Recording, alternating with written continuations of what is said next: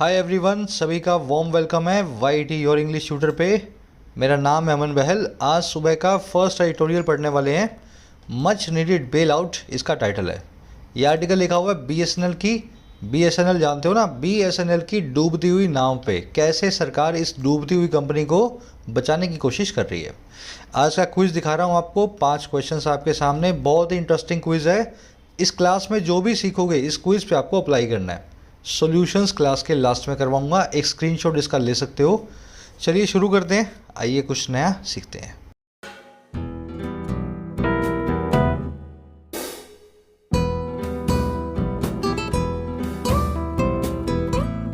Alright, कह रहा है much needed bail out.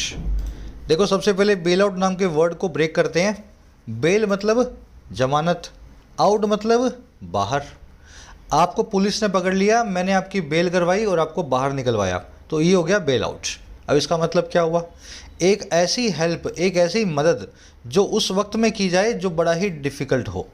Police ने आपको पकड़ा हुआ है, डिफ़िकल्ट सिचुएशन है। इस सिचुएशन में मैंने आपकी बेल करके आपको बाहर निकलवा दी, तो मैंने ये हेल्प जो की है इसको आप बोलेंगे बेल आउट।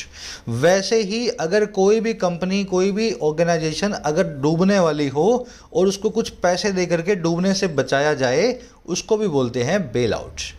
कह रहा है ऐसा ही एक बेल आउट मच नीडेड है। मच का मतलब बहुत ज़्यादा, नीडेड मतलब जिसकी ज़रूरत है, बीएसएनएल नाम की कंपनी को। आ गई बात समझ में? चलो अब टाइटल पैराग्राफ को देखते हैं क्या कहना चाह रहा है। बेल आउट नाम का वर्ड नोट कर लेना, ऐसी मदद जो कि डिफ़िकल्ट सिचुएशन से इस्केप करने में आपको ज़रूरी हो। कह रहे भारत संचार निगम लिमिटेड और BSNL needs state help to fulfill its social role in rural areas and in disaster relief। कह रहे जो BSNL है, जो सरकारी कंपनी है, कह रहे इसको है ज़रूरत, इसको है नीड्स। ये नीड्स है किस चीज़ की भाई? इसको ज़रूरत है स्टेट हेल्प की, सरकारी मदद की। स्टेट हेल्प मतलब हमारा स्टेट, हमारा राज्य, हमारा सरकार जो है इसकी हेल्प करे। अच्छा, क्यों ज़रूरत है इसको सरकार की मदद की?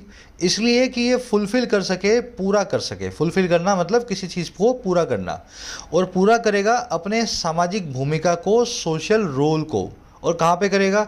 इन लगा के बता रहा है, रूरल एरियाज़ में, एक तो गाँवों के अंदर, और दूसरा इन डिज़ास्टर रिलीफ, ऐसे मामलों में जो होते हैं डिज़ास्टर रिलीफ के। डिज़ास्टर मतलब आपदा, रिलीफ मतलब राहत।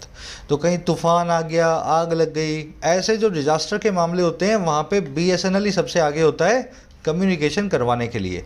तो ऐसी कंपनी को बचाना ज़रूरी है, स्टेट हेल्प की मदद से ही चाहे बचाया जाए। आई बात समझ में? बीएसएनएल आपका सब्जेक्ट है, नीड्स इसकी वर्ब है, singular subject singular verb. Fulfil का मतलब होता है पूरा करना, किसी चीज़ पे खरा उतरना। रूरल एरियाज़ मतलब ग्रामीण एरियाज़। डिजास्टर मतलब प्राकृतिक आपदा। चलिए अब एक चीज़ देखेंगे फटाफट से, स्पेलिंग एरर्स में आती है। ये फुलफिल वर्ड बना है फुल और फिल से। किससे बना है सर? फुल और फिल से। अगर इन दोनों को मैं जोड़ दूंगा तो बन जाएगा फुलफिल, बन जाएगा ना? फुलफिल नहीं बनेगा। फुलफिल में जो पहला वाला फुल है उसका सिंगल एल आएगा। आई बात समझ में? और ये जो फिल आप देख रहे हो डबल एल वाला, ये है अमेरिकन स्पेलिंग। अगर आपको ब्रिटिश स्पेलिंग देखनी है तो उसमें क्या होता है, लास्ट में भी सिंगल एल आएगा, यहाँ भी सिंगल एल और यहाँ भी सिंगल एल। ठीक है, ये है ब्रिटिश। तो यहाँ पे इसने ब्रिटिश वाले यूज़ किए। याद रख लेना, ये फुल वाले में एक सिंगल एल ही लगाना है इस स्पेलिंग के अंदर। चलो आगे बढ़ते हैं, आर्टिकल की वोकैब पे नज़र डालेंगे। बहुत अच्छी अच्छी वोकैब है, सारी एक साथ स्मूथली पढ़ लेंगे तो आर्टिकल पढ़ने में हेल्प मिलेगी। और उसी के साथ में किसी कॉम्पिटिटिव एग्जाम की तैयारी अगर मेरी गाइडेंस में करना चाहें तो आप डाउनलोड करें आपकी अपनी application YT your English tutor को। प्ले स्टोर पे अवेलेबल है, फर्स्ट कमेंट में इसका लिंक डाल रहा हूँ। ऐप पे आपको बैंकिंग का कोर्स मिलेगा, क्लरिकल, पीओ, प्रीलिम्स, मेंस, सारा सिलेबस प्रैक्टिस सेट्स के साथ आपको कवर करवाते हैं 1 साल में। उसी तरीके से एसएससी का कोर्स भी अवेलेबल है, इसका फ़ायदा भी सभी एसएससी एग्जाम्स के लिए आप ले सकते हैं। राइटिंग का कोर्स भी ऐप के ऊपर है, जिसमें आपको बिल्कुल बेसिक से लिखना सिखाया जाता है। किसी भी एग्जाम के लिए आप, चाहे यूपीएससी हो, बैंकिंग हो या एसएससी हो। हज़ारों लोग कोर्सेज का फ़ायदा ले चुके हैं, आप भी ले सकते हैं। कोर्सेज को जानबूझ करके कम कीमत पर रखा गया है, नो प्रॉफिट नो लॉस पे, ताकि हर आदमी इनको अफोर्ड कर सके। ऐप से रिलेटेड कोई क्वेरी हो तो ये नंबर है, इस पर व्हाट्सअप करें। Download the app today. आ जाओ जी वोकैबुलरी शीट पे। 5 वर्ड्स आज: फिलिप, यूबिक्विटस, इंडिजिनस, हिंटरलैंड और एयर मार्क। फिलिप का क्या मतलब होता है? फिलिप का मतलब होता है एनकरेजमेंट, थोड़ा सा बढ़ावा। या थोड़ी सी राहत, है ना, थोड़ी सी, ज़्यादा बड़ी नहीं, थोड़ी सी राहत, उसको बोलते हैं फिलिप। फिलिप को succour, respite, consolation, shot in the arm, ये इडियम आपने सुनी होगी, शॉट इन द आर्म, ये सब इसके सिनोनिम्स हैं। आज के आर्टिकल में एक तो शॉट इन द आर्म आएगा, दूसरा कंसोलेशन आएगा। कंसोलेशन को हिंदी बोलते हैं सांत्वना, है ना, सांत्वना, ऐसी मदद या ऐसा बढ़ावा या ऐसा एनकरेजमेंट जो बहुत ज़्यादा ना हो, सांत्वना बोलते हैं कंसोलेशन। तो कह रहे a cut in fuel prices may give some fillip to the consumers facing high inflation. एक कट जो है, गिरावट जो है कच्चे तेल के प्राइसेस में, फ्यूल के प्राइसेस में, वो दे सकती है थोड़े से फिलिप को, थोड़ी सी मदद को, राहत को उन कंज्यूमर्स को जो फेस कर रहे हैं, सह रहे हैं हाई इन्फ्लेशन, बढ़ती महंगाई को। आई बात समझ में? तो आज ये जो वर्ड है फिलिप, इसको आप आर्टिकल में 2 बार देखेंगे अलग अलग फॉर्म्स के अंदर। नेक्स्ट वर्ड है यूबिक्यूटस। मेरे ख्याल से वर्ड सभी को आना चाहिए। वन वर्ड है ये, आप इसको जब वन वर्ड पढ़ने लगते हो ना तो सबसे पहले यही वाला आता है, ओमनी प्रेजेंट, यूबिक्यूटस। यूबिक्यूटस होता है यूनिवर्सल, ऐसी चीज़ जो हर जगह मौजूद हो वो होती है यूबिक्यूटस, है ना, जैसे भगवान है, गॉड, वो होता है ubiquitous. Plastic bags are ubiquitous, plastic की थैलियाँ यूबिक्यूटस हैं, यूनिवर्सल है, आप इनको हर जगह देखेंगे। तो परवेसिव और वाइड स्प्रेड भी इसके सिनोनिम है। आज आप यूबिक्यूटस की नाउन फॉर्म को देखेंगे, यूबिक्यूटसनेस या यूबिक्यूटी। ठीक है, मैं लिख देता हूँ दोनों ही वर्ड्स नाउन फॉर्म में। एक तो हो गया यूबिक्यूटी, दूसरा है यूबिक्यूटसनेस। तो आज आप इन दोनों फॉर्म्स में से एक फॉर्म को नाउन फॉर्म में देखेंगे। चलो आगे बढ़ो नेक्स्ट वर्ड पे, इंडिजिनस। इंडिजिनस का मतलब होता है लोकल, नेटिव, किसी भी एरिया का जो लोकल होता है ना उसको बोलते हैं indigenous. Kangaroos are indigenous to Australia, kangaroo Australia के लोकल्स हैं, कंगारू आपको ऑस्ट्रेलिया के अंदर ही मूल रूप से पाए जाएंगे। तो इंडिजिनस के 2 सिनोनिम्स हैं, अबोरिजिनल और हैबिटेंट, बहुत अच्छे अच्छे वर्ड्स हैं। अबोरिजिनल को ध्यान से देख लेना, एडवांस वर्ड है। आज आप आर्टिकल में इंडिजिनस नाम के वर्ड को देखेंगे। फिर एक वर्ड है हिंटरलैंड, ये वर्ड कई बार हो चुका है, बहुत ही अंदर का दूर दराज का इलाका कहलाता है हिंटरलैंड, है ना, जैसे जंगल में कुछ बस्ती है तो इसको बोलेंगे हिंटरलैंड, फार फ्लंग एरियाज भी बोलते हैं। तो second wave of Covid penetrated even the rural hinterlands of the country, Covid की दूसरी वेव ने पेनिट्रेट कर दिया, भेद दिया, यहाँ तक कि ग्रामीण हिंटरलैंड्स के, दूर दराज के इलाकों को हमारे देश के। तो ये हिंटरलैंड के सिनोनिम है, एक तो फार फ्लंग एरियाज आर्टिकल में आएगा, दूसरा हिंटरलैंड खुद भी आ जाएगा, दोनों ही फॉर्म में वर्ड आने वाला है। चलो लास्ट वर्ड है ईयर मार्क। ये बड़ा इंटरेस्टिंग सा वर्ड है, इसका मीनिंग समझो पहले। इसका मीनिंग होता है पैसे को या मनी को अलोकेट करना या असाइन करना या उसको रिजर्व में रखना किसी काम के लिए। जैसे आपने 1000 रुपये ईयर मार्क किए हुए हैं कि मैं घूमने जाऊँगा मेरे फ्रेंड के साथ में, वहाँ पर पार्टी करूँगा, तो वो 1000 रुपये को आप खर्च नहीं कर रहे हो, उसको अलग से एक पॉकेट में रखा हुआ है, ईयर मार्क किया हुआ है। आ रही है बात समझ में? तो फाइनेंशियल लैंग्वेज में ईयर मार्क का मतलब ही होता है पैसों को अलग से रख देना किसी पर्पस के लिए। The government has year marked 520 rupees या 520 crore rupees for a possible third wave of the virus. सरकार ने रिजर्व में रखे हुए हैं, ईयर मार्क किए हुए हैं 520 करोड़ रुपए तीसरी वेव के लिए कोविड वायरस की। अब ये वर्ड आया कहाँ से? इंटरेस्टिंगली आपको बता देता हूँ, ये वर्ड आया जानवरों से। अगर आपकी कोई गाय भैंस है तो आप उसके कान पे मार्क लगा सकते हो कि मेरी भैंस और दूसरे की भैंस जो है आपस में मिक्स ना हो जाए, सब काली काली तो है ना। तो ईयर मार्क करते हैं हम जानवरों को आइडेंटिफाई करने के लिए। तो बिल्कुल वैसे ही अगर आप पैसों को भी अलग से रखने लगें तो आप उनको भी ईयर मार्क करना बोलते हैं। चलिए 5-6 वर्ड्स हैं, डिटेल में हो गए हैं। आ जाओ अपने आर्टिकल पे। समरी आपको दे दे। देखो समरी ये है कि BSNL की नैया रही है डूब, और क्यों डूब रही है? इसको बहुत सारा कंपटीशन मिल रहा है जियो से, एयरटेल और वोडाफोन से। अब सरकार इसको बचाने की कोशिश कर रही है पिछले 2-3 सालों से, और आखिरकार अब सरकार ने 1,64,65 जो है 1000 करोड़ जो हैं BSNL में डाले हैं, इसको बेल आउट किया है, डूबने से बचाया है। हमारा आर्टिकल कह रहा है कि ये बहुत ही अच्छा काम किया है सरकार ने। BSNL कोई कंपनी नहीं है पैसा कमाने वाली, ये एक ऐसी कंपनी है जिसका सोशल रोल है, और डिज़ास्टर रिलीफ में जब जियो वोडाफोन कोई आगे नहीं आता है तब ये कंपनी आगे आती है। इस कंपनी का होना बहुत ही ज़रूरी है, और सरकार को कुछ ऐसा भी इंतजाम करना चाहिए कि ये कंपनी अब घाटे में ना चले। आई बात समझ में? तो ये BSNL को लेकर के थोड़ा सा आज एंक्शियस है, कॉन्शियस है, परेशान है। तो एक तो इसकी टोन होगी एंक्शियस या वरिड, दूसरी इसकी टोन होगी सरकार के लिए सजेस्टिंग, सरकार को सजेस्ट कर रहा है। शुरू करते हैं आर्टिकल को। कोशिश करना इस समरी को 3 सेंटेंसेस में इंग्लिश में लिखने की, डालना कमेंट्स में, लिखने की कोशिश करना। कह रहे the cabinet's decision to provide ₹1.6 lakh crore lifeline to BSNL Bharat Sanchar Nigam limited comes as a badly needed shot in the arm for the loss making public sector telecommunications provider। कहानी बता रहा है सबसे पहले, कह रहे जो सेंटर का डिसीजन है, कैबिनेट का डिसीजन है। अच्छा कौन सा डिसीजन भाई, टू लगा के बताएगा। टू प्रोवाइड करने का, क्या प्रोवाइड करने का, क्या देने का, देने का 1,64,000 करोड़ की लाइफलाइन को। लाइफलाइन आप जानते हो ना, लाइफलाइन बेल आउट, डूबते हुए को तिनके का सहारा। तो सेंटर का जो डिसीजन है 1,64,000 करोड़ की लाइफलाइन दे देने का। अच्छा किसको देंगे लाइफलाइन, फिर से टू लगा के बता रहा है, भारत संचार निगम लिमिटेड को, BSNL को। कह रहा है ये जो डिसीजन है ना इस टाइप का, ये डिसीजन कम्स आता है, और कैसे आता है, एज लगा के बताएगा। एक badly needed shot in the arm की तरह, एक ऐसे बूस्ट एनकरेजमेंट फिलिप की तरह, शकर की तरह, रिस्पाइट की तरह, जो बैडली नीडेड है या मच नीडेड है, जिसकी बहुत ज़्यादा ज़रूरत है या बहुत बुरी ज़रूरत है। और किसके लिए, इस लॉस मेकिंग PSU के लिए, इस लॉस में चलने वाली पब्लिक सेक्टर टेलीकम्युनिकेशन प्रोवाइडर के लिए, जिसका नाम है BSNL। आ गई बात समझ में। तो ये डिसीजन जो है ना एक थोड़ी सी राहत बन के आया है BSNL के लिए और उस कंपनी के लिए जो बड़ी ही लॉस मेकिंग है। अब सेंटेंस की स्ट्रक्चर देखेंगे। डिसीजन सब्जेक्ट है, कम्स इसकी वर्ब है, शॉट इन द आर्म मतलब थोड़ी सी राहत, लाइफलाइन बेल आउट आप जानते हैं डूबते को सहारा, और इसमें कुछ देखने वाला है नहीं। अच्छा BSNL सरकारी कंपनी है, इसके आगे द नहीं लगा हुआ, इसका रीज़न है वो सरकारी कंपनियां जो फॉर प्रॉफिट काम करती हैं। किसके काम करती हैं, फॉर प्रॉफिट। तो ऐसी कंपनियों के आगे, नाम के आगे हम द नहीं लगाते। किसी भी वो कंपनी जो प्रॉफिट के लिए काम करे, जो अपने सामान को बेचे प्रॉफिट के लिए, उस कंपनी के नाम के आगे कभी भी द नहीं लग सकता, चाहे वो सरकारी हो चाहे वो प्राइवेट हो। कह रहा almost 3 years since the government last announced a plan.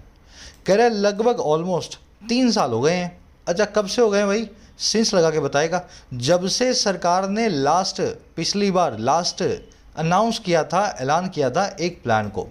अच्छा प्लान किस चीज़ का, to revive BSNL and its smaller peer Mahanagar telephone Nigam limited या MTNL। कह रहे प्लान था रिवाइव करने का, फिर से जान फूंकने का, जिंदा करने का, एक दो BSNL को और इसके एक छोटे भाई को, स्मॉलर पीयर को। स्मॉलर मतलब छोटा, पीयर मतलब बराबरी वाला। तो इसका छोटा जो इसके जैसा ही था, बराबरी वाला था या पीयर था, इसका छोटा भाई था जिसका नाम है MTNL।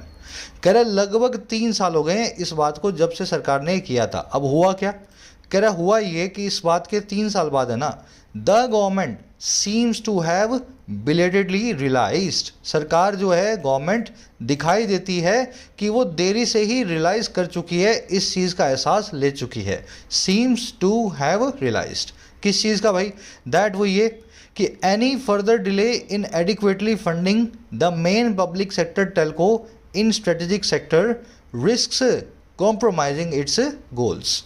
रियलाइज ये किया है, कोई भी आगे अगर डिले किया, एनी फर्दर अगर डिले किया, देरी की, जो है पर्याप्त रूप से या काफ़ी रूप से एडिक्वेटली फंड करने की, पैसा दे देने की, और किसको, इस मेन पब्लिक सेक्टर टेलको को। टेलको मतलब टेलीकॉम कंपनी, पब्लिक सेक्टर मतलब सरकारी। तो ये जो मेन सरकारी कंपनी है, MTNL की बात नहीं हो रही, मेन यानी BSNL की बात हो रही है। कह रहे कोई भी डिले जो किया ना इस स्ट्रेटेजिक सेक्टर में, जो कंपनी है इस खास सेक्टर में, रणनीतिक सेक्टर में, वो रिस्क करती है कॉम्प्रोमाइज़ करना सरकार के गोल को। उससे जोखिम आता है कि हमें समझौता करना पड़ेगा हमारे उस मकसद में, हमारे गोल में। और गोल किसका है भाई, गोल है, ऑफ लगा के बता रहा है, bridging the digital divide and ensuring the evolution of an inclusive knowledgeable society. Goal है ब्रिज करने का डिजिटल डिवाइड को, उस खाई को पाटने का जो है डिजिटल असमानता की, और जो दूसरा गोल है इंश्योर करने का, पक्का करने का, इवोल्यूशन को, विकास को, एक ऐसी सोसाइटी के जो नॉलेज की है और इंक्लूसिव है, जिसमें सब कुछ एक साथ आ जाता है नॉलेज की फॉर्म में। सेंटेंस मैं जानता हूँ बहुत लंबा है, हमने पीस बाय पीस पढ़ा है, ये तरीका है इसको पढ़ने का। अब सारा सेंटेंस एक साथ जोड़ूंगा, फिर इसकी स्ट्रक्चर को देखेंगे। लगभग 3 साल तक, और कब से, जब से सरकार ने पिछली दफ़ा अनाउंस किया था एक प्लान। और कौन सा प्लान? जिंदा करने का, जान फूंकने का बीएसएनएल को और इसके स्मॉलर पीयर छोटे भाई को, जिसका नाम क्या है छोटे भाई को? छोटा भाई है एमटीएनएल। कह रहे ऑलमोस्ट 3 साल के बाद या 3 साल तक हुआ क्या? सरकार जो है अब जाकर के दिखाई देती है, सीम्स होती है कि ये देरी से ही रियलाइज़ तो कर चुकी है, इस चीज़ का जो है एहसास तो ले ही चुकी है। एहसास और अनुभूति ये है दैट कि कोई भी अब और ज़्यादा डिले अगर किया, देरी की, और किस में? सही तरीके से पैसा देने में, फंड करने में, इस मेन पब्लिक सेक्टर टेलको को, इस मेन सरकारी कंपनी को, टेलीकॉम कंपनी को, जो है स्ट्रेटेजिक सेक्टर में, रणनीतिक सेक्टर में, बहुत ही इंपॉर्टेंट सेक्टर में। तो कह रहे ये देरी जो है ना, ये रिस्क करेगी कॉम्प्रोमाइज़ करना, समझौता करवाना हमारे उन सभी गोल्स पे, सभी मकसदों पे, जो मकसद है हमारे देश में डिजिटल असमानता की खाई को पाटने के, ब्रिज करने के, इस डिजिटल डिवाइड को, और जो मकसद है पक्का करने का कि इवोल्यूशन हो, डेवलपमेंट हो, एक ऐसी सोसाइटी की जो नॉलेज की हो और इंक्लूसिव हो। बीएसएनएल की वजह से ही हम एक नॉलेजेबल सोसाइटी देश के लिए बना पाएंगे। ये सेंटेंस है। स्ट्रक्चर क्या है? गवर्नमेंट की वर्ब है अनाउंस्ड, यहाँ गवर्नमेंट की वर्ब है सीम्स, डिले की वर्ब है रिस्क। ब्रिज द गैप का मतलब क्या होता है? देखो ये एक ईडियम है, फ्रेज है, कई बार करवा भी चुके हैं आपको। ब्रिज द गैप या ब्रिज द डिवाइड या ब्रिज द कैसम। अच्छा, इसको ऐसा भी बोलते हैं plug the gap, plug the divide या प्लग या कैसम।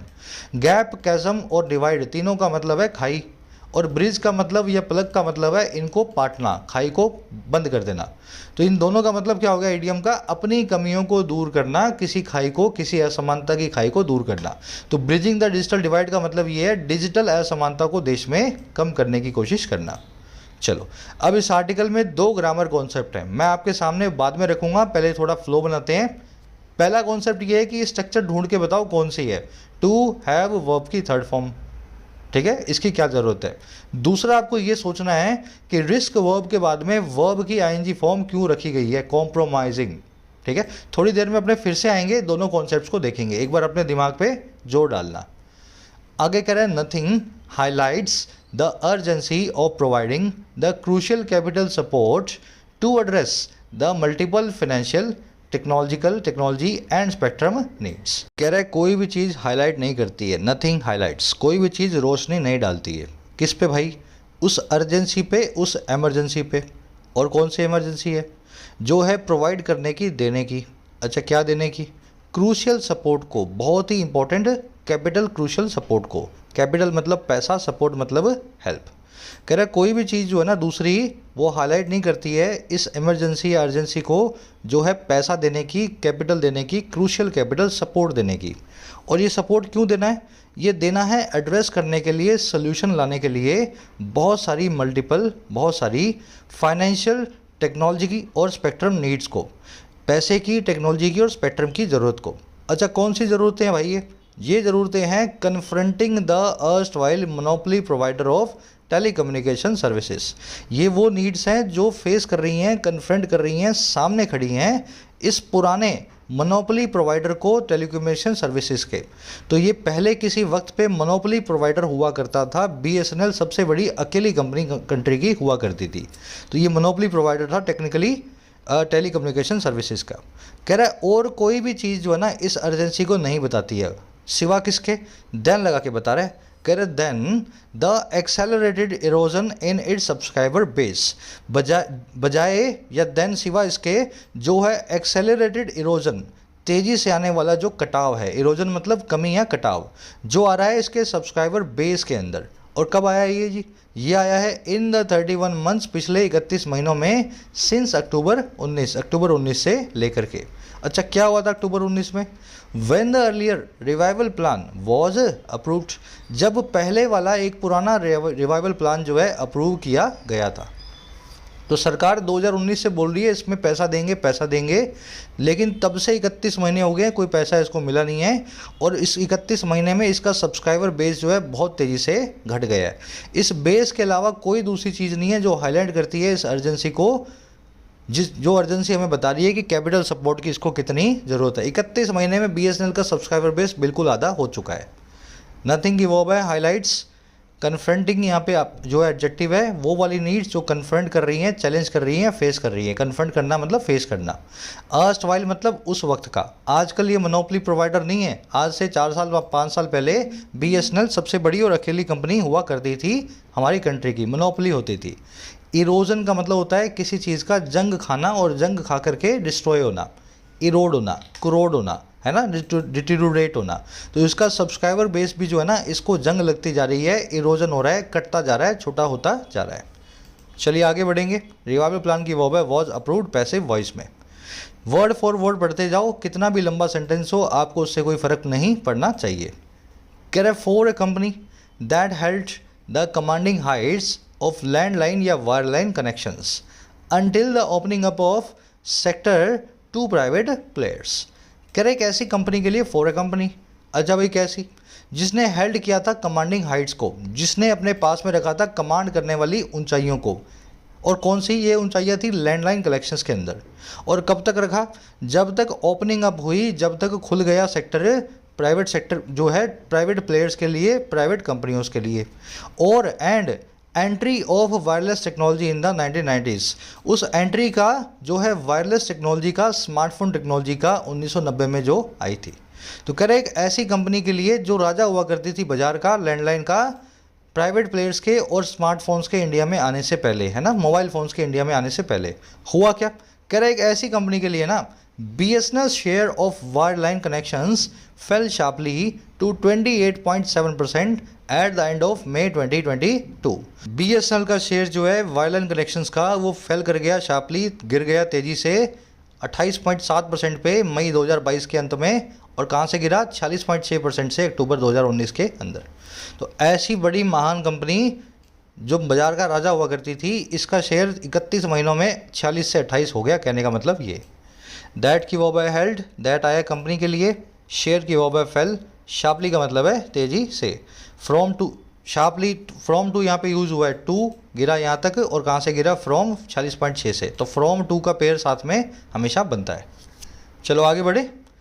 कह रहा है over the same period the total number of wireline connections grew 7.6% to 2.52 crore. कह रहा है इसी पीरियड के अंदर जो सारे वायरलाइन कनेक्शंस का जो नंबर है लैंडलाइन कनेक्शन का, वो ग्रो हुआ 17.6% से और हो गया है 2.5 करोड़ पे। आज भी 2.5 करोड़ लोग BSNL का डब्बा अपने घर में लगवा के बैठे हैं।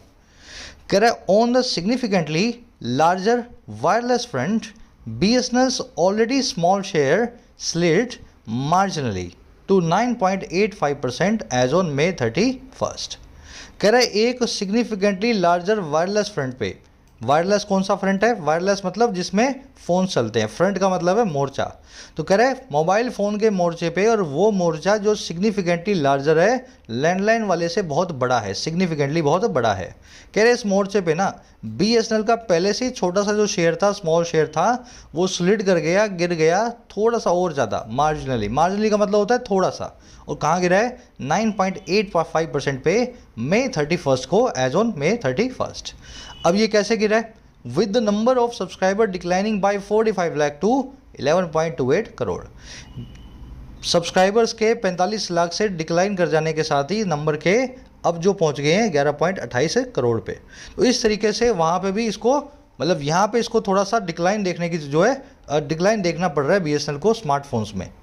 शेयर की वर्ब है स्लिड, स्लाइड की सेकंड फॉर्म है स्लिड। इसका मतलब होता है किसी चीज़ का फिसल जाना, नीचे की तरफ आ जाना। मार्जिनली का मतलब है थोड़ा सा। फ्रंट का मतलब है मोर्चा।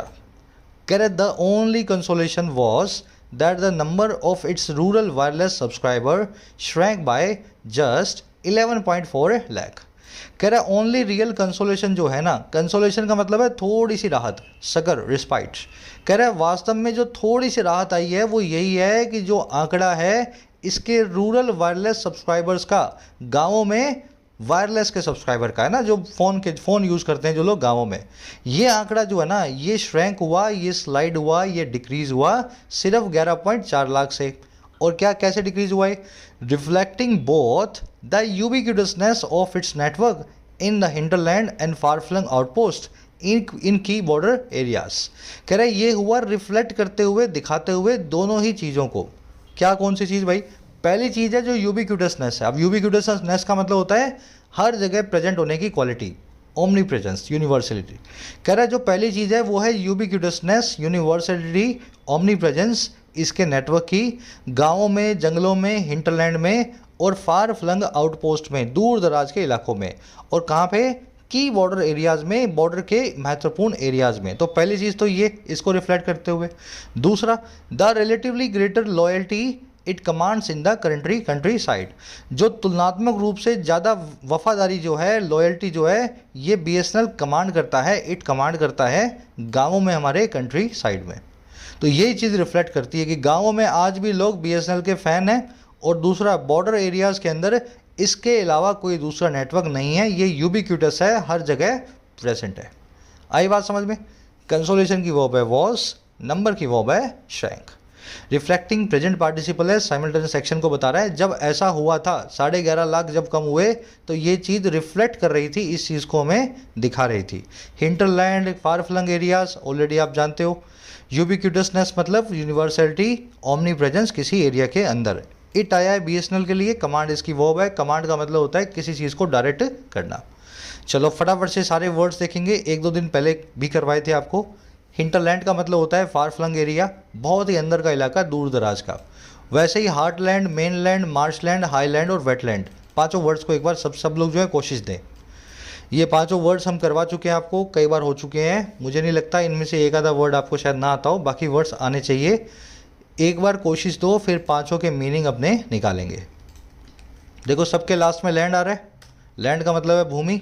हार्टलैंड का मतलब होता है ऐसी भूमि, ऐसा एरिया या ऐसा रीजन जो किसी बहुत बड़े रीजन का सबसे इंपॉर्टेंट हिस्सा हो। जैसे भारत की पॉलिटिक्स का हार्टलैंड है नई दिल्ली, तो the most important area of a region. Politics का हार्टलैंड है दिल्ली, एग्रीकल्चर का हार्टलैंड है महाराष्ट्र, यूपी और पंजाब, है ना। तो हार्टलैंड को आप ऐसे यूज़ करते हैं। मेनलैंड का मतलब होता है किसी एरिया का मेन रीजन। अब ये मेन कैसे होगा?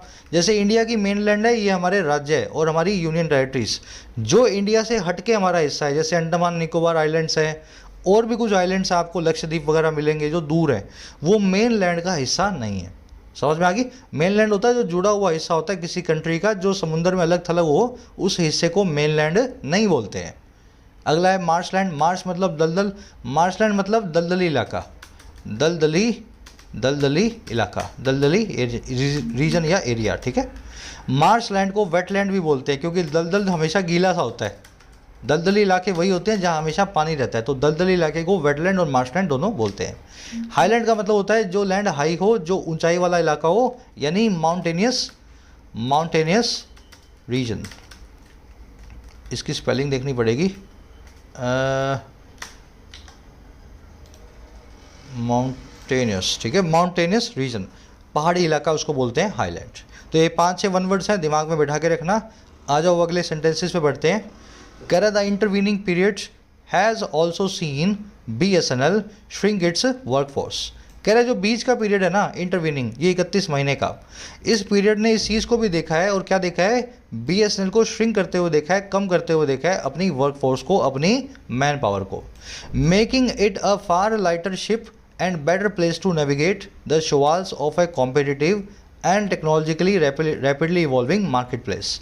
तो वर्क फोर्स को BSNL ने ऐसे कम किया है कि मेक करते हुए, बनाते हुए अपने आप को एक बहुत ही हल्का एक जहाज़, फार लाइटर शिप। लाइटर शिप कौन से शिप होते हैं? जो बहुत तेज़ी से आगे जाते हैं, हल्के जहाज़, है ना। अपने आप को एक हल्का जहाज़ बनाते हुए और अच्छी एक पोजीशन में बनाते हुए, बेटर प्लेस्ड करते हुए, जो है नेविगेट करने की, जो है जाने आने की, कम्यूट करने की, उन समुद्री किनारों को, शवाल्स को, जो है कॉम्पिटिटिव टेक्नोलॉजी और तेज़ी से इन्वॉल्व होते हुए मार्केट प्लेस के, एक ऐसे बाज़ार के जो बड़ा कॉम्पिटिटिव है, टेक्नोलॉजिकली बहुत तेज़ी से इवॉल्व होता है, बहुत तेज़ी से बदलता है। थोड़ा सा आपको अजीब सा लग रहा होगा, समुद्री किनारा, शवाल कहाँ से आ गया? देखो शिप जो होती है, शिप होता है जहाज़। जब जहाज़ लाइट होगा तो बड़ा तेज़ी से निकलेगा, और ये शवाल होता है समंदर का किनारा, वो किनारा जहाँ पे पत्थर होते हैं, रॉकी सी शोर को बोलते हैं शवाल। यहाँ पे भारी शिप जो है वो फंस जाती हैं, लेकिन हल्की नाव निकल जाती है। रॉकी मतलब नीचे पथरीला है, पर समंदर का किनारा भी है, थोड़ा पानी भी है वहाँ, तो यहाँ पे हल्की शिप से निकलेंगी। तो ये कह रहा है कि बीएसएनएल एक हल्की शिप बन चुका है और सवाल से बड़े प्यार से निकल जाता है, और सवाल उस बाजार का है जो कम्पिटिटिव और टेक्नोलॉजिकली इवॉल्वेड मार्केट का है। इस तरीके से सेंटेंस बनाया हुआ है। आई बात समझ में? पीरियड की वर्ब है हैज़ ऑल्सो सीन। श्रिंक का मतलब होता है कम करना। इंटरवीनिंग का मतलब होता है बीच का। मेकिंग यहाँ पे प्रेजेंट पार्टिसिपल साइमल्टेनियस एक्शन है। शवाल मतलब रॉकी सी बैंक, ऐसा सी का किनारा जहाँ पे थोड़ा पानी है थोड़ा पत्थर है, जहाँ से शिप्स को निकलने में बहुत जो है मुश्किल होती है। ये फार वाला कॉन्सेप्ट करेंगे। वेरी, मोर और सो, इनके साथ में कभी भी कंपैरेटिव डिग्री यूज़ नहीं होती। This bulb is very brighter then the tube light, ये बल्ब जो है बड़ा ही ज़्यादा ब्राइटर है। ब्राइटर क्या है? कंपैरेटिव डिग्री होगी। इसको आप वेरी के साथ में यूज़ नहीं करेंगे, सेंटेंस गलत है। वैसे ही the boy in the front seat is so smarter, जो फ्रंट सीट का जो लड़का है वो बहुत स्मार्ट है, सो स्मार्टर है। तो ये वेरी, सो और मोर को यूज़ नहीं करना है कंपैरेटिव डिग्री के अंदर। अब सवाल ये है कि सर करना हो तो क्या करें, कौन सी एडवर्ब लगाएं? तो वेरी, मोर और सो इनकी बजाय आप एडवर्ब यूज़ करें फार या मच। ठीक है, याद रहेगा, फार, फार या मच। तो यहाँ भी यही हुआ है, फार लाइटर लिखा है, वेरी, मोर और सो नहीं लिखा। इंटरवीनिंग का मतलब होता है जो बीच का हो, दो पीरियड के, दो चीज़ों के मिडल में आता हो, इंटरवीनिंग। इंटरवीनिंग पे बहुत अच्छा वन वर्ड बनता है, intervening time between the range of two kings. दो किंग्स या दो सरकारों या दो रिजीम्स के बीच का वक्त क्या कहलाता है? जैसे आज बीजेपी की सरकार है, कल कांग्रेस की होगी, बीच में 4 महीने किसी की भी सरकार नहीं थी, तो 4 महीने के पीरियड को वन वर्ड की फॉर्म में क्या बोलेंगे? सब लोग कोशिश करेंगे कमेंट सेक्शन में। इंटर से शुरू होने वाला वन वर्ड है, एक बार खुद से सर्च करना गूगल पे, आपको हमेशा याद भी रहेगा। चलो डालना कमेंट्स में जिनको आता है। आगे बढ़ते हैं। कह रहा है from an employee base that exceeded 1.65 lakh and consumed about 75% of its total income. कह रहे एक ऐसे एम्प्लॉई बेस से जो एक्सीड करता था 1.65 लाख को, जो ज़्यादा था ऐसा एम्प्लॉई बेस 1.65 लाख से भी, और कंज्यूम करता था लगभग 75% इसकी इनकम को, इसकी आमदनी को। कैसा? कह रहा है एक ऐसे कंज्यूमर जो है एम्प्लॉई बेस से जो इतना सारा पैसा इसका खा जाता था। कह रहा हुआ क्या? कह रहा है यहाँ से ना the public sector enterprise had whittle down the number of regular employees to its rolls to 64536। कह रहा है ये जो पब्लिक सेक्टर पीएसयू है, बीएसएनएल है, इसने विटल डाउन कर दिया है, छोटे छोटे टुकड़ों में काट दिया है, काट छांट कर दी है इसके रेगुलर एम्प्लॉयज़ की रोल्स को, और कहाँ तक? 64,536 तक। और कैसे? एज ऑन मार्च 31, 2021, इस डेट तक। अब ये काम कैसे हुआ है? ये काम हुआ है with the proportion of employee benefit expenses to total income more than halving to 36%। ये काम हुआ है उस प्रोपोर्शन के, उस हिस्से के, उस पोर्शन के, रेशो के, जो है एम्प्लॉय बेनिफिट का, एम्प्लॉय को बेनिफिट में देने वाली जो एक्सपेंसेस है उनका, और किसके सामने? ये रेशो है इनकम के सामने। इसके हाफ से भी ज़्यादा हो जाने को, आधे 50% से भी ज़्यादा गिर गया और अब आ गया है 36% पे। आई बात समझ में? तो इसने सारा अपना जो एम्प्लॉय बेस है काट छांट करके 1.65 लाख से 64,000 पे ले आया है, और एम्प्लॉयज़ पे पहले के मुकाबले आधे से भी कम खर्च हो रहा है। सिर्फ 36% खर्चा जो है इसकी इनकम का एम्प्लॉयज़ पे होता है। चलो, दैट की वर्ब है एक्सीडेड, दैट आया है एम्प्लॉय बेस के लिए। एंटरप्राइज की वर्ब है had whittle down. Had whittle down मतलब छोटे छोटे पीसेज में काट देना। प्रोपोर्शन का मतलब होता है हिस्सा या रेशो। कह रहे BSNL's net loss also narrowed appreciably to 7,453 crore at the end of the physical year ended March 2021। तो कह रहे इसका जो आखिरी लॉस है, नेट लॉस है, ये भी नैरो हो गया। नैरो का मतलब होता है सकड़ा हो जाना, कम हो जाना। लॉस जो है वो भी कम हो गया है बहुत ही ज़्यादा, एप्रिशिएबली। एप्रिशिएबली मतलब बहुत बड़ी फॉर्म में। और कहाँ पे आ गया? इतने 1000 करोड़ पे आ गया है फिजिकल ईयर जो मार्च 21 में ख़त्म हुआ था, इसके एंड तक। तो लॉस भी बीएसएनएल अपना कम करता जा रहा है। लॉस की वर्ब है नैरोड। एप्रिशिएबली मतलब एप्रिशिएबल मैनर में, बहुत ही ज़्यादा। कह रहा है acknowledging the public sector telcos crucial role in expansion of telecom services in rural areas। कह रहा है एक्नॉलेज करते हुए, इस चीज़ को मानते हुए। कौन सी चीज़ को भाई? इस पब्लिक सेक्टर टेलीकॉम कंपनी के, इस सरकारी कंपनी के क्रूशियल रोल को, बड़ी महत्वपूर्ण भूमिका को। अच्छा, किस चीज़ में भूमिका है इसकी? भूमिका है एक्सपैंड करने में, बड़ा करने में टेलीकॉम सर्विसेज को हमारे गाँवों में, रूरल एरियाज़ में। कह रहा है इस चीज़ को एक्नॉलेज करते हुए। अच्छा, और किस चीज़ को? दूसरी चीज़ ये है development of indigenous technology and disaster relief. जो डेवलपमेंट है हमारी लोकल टेक्नोलॉजी का और डिजास्टर रिलीफ का, है ना। डिजास्टर में हम रिलीफ जो मिलता है बीएसएनएल की वजह से मिलता है, टेक्नोलॉजी जो हम बीएसएनएल के हिसाब से ही हम अपने देश में डेवलप करते हैं। कह रहा इन तीनों चीज़ों को एक्नॉलेज करते हुए, मान लेते हुए, हुआ क्या? हुआ ये कि जो द गवर्नमेंट है ना has year marked welcome funds for each of the chosen focus areas including allocating spectrum. हमारी सरकार ने ईयर मार्क कर दिया है, साइड में रख दिया है, रिजर्व कर दिया है वेलकम करने लायक कुछ पैसे को, ऐसे पैसे को जिसका हम सभी स्वागत करते हैं। और किस लिए किया है ये सारा फंड्स?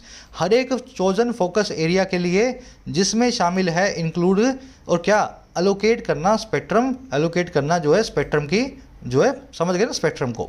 अब ये सारा काम कैसे हुआ है? ये सारा काम हुआ है helping the provider upgrade it's services and critically D stressing it's balance sheet. ये सारा काम हुआ है हेल्प करते हुए इस बीएसएनएल को, प्रोवाइडर को अपग्रेड करने में इसकी सर्विसेज को, और बहुत ही क्रिटिकली डी स्ट्रेस करने में इसकी बैलेंस शीट को, बैलेंस शीट से स्ट्रेस को नीचे लाने में।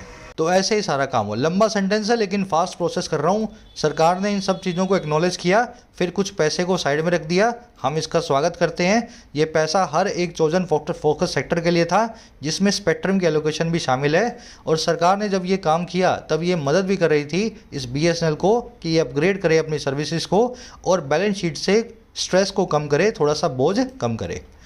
गवर्नमेंट की वो है has year marked acknowledging present participle simultaneous action, helping भी वही present participle simultaneous action, indigenous मतलब लोकल, नेटिव, है ना, एबॉरिजिनल। ईयर मार्क आप जानते हैं, साइड में रखना, रिजर्व करना। चलिए, कह रहा the coming months will test the commitment and resolve of the government.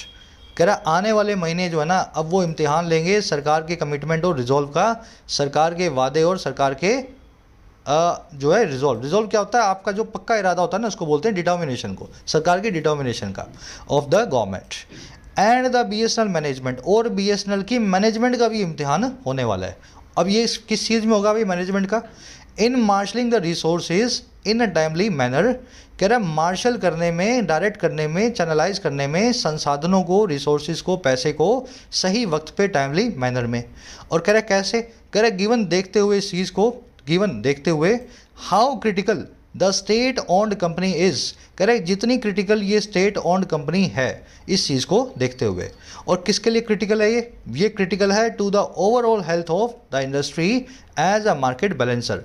Industry की, टेलीकॉम इंडस्ट्री की ओवरऑल हेल्थ के लिए मार्केट बैलेंसर के तौर पे।